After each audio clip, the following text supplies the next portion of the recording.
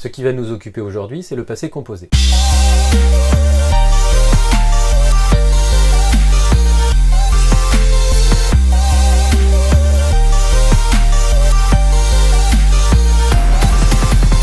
Alors, première question, pourquoi le passé composé ? La première raison, c'est que le passé composé, vous l'utilisez tous les jours pour raconter un souvenir, pour raconter un événement qui s'est produit, ou pour raconter un récit, une histoire. Alors, à l'oral, quand vous l'utilisez, vous faites peu d'erreurs. Car oui, on fait des erreurs à l'oral, mais on en parlera un peu plus tard. Mais à l'écrit... Alors, on voit ça tout de suite avec un exemple.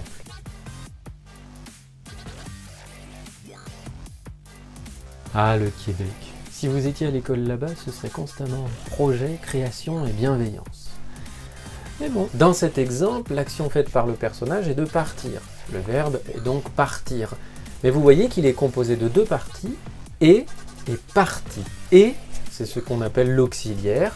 Partie, c'est ce qu'on appelle le participe passé. D'où le nom du passé composé. Il est composé de deux parties, c'est QFD. Alors en ce qui concerne la première partie, c'est un auxiliaire. Les auxiliaires, il en existe que deux en français, être ou avoir. Il n'y a pas d'autres auxiliaires en français, il y a des semi-auxiliaires qui existent, comme vouloir, pouvoir, devoir, mais on va pas en parler.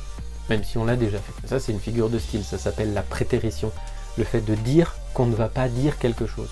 Tu sais, c'est le hashtag « moi je dis ça, je dis rien ». Mais vous le dites quand même. Donc, l'auxiliaire, être ou avoir.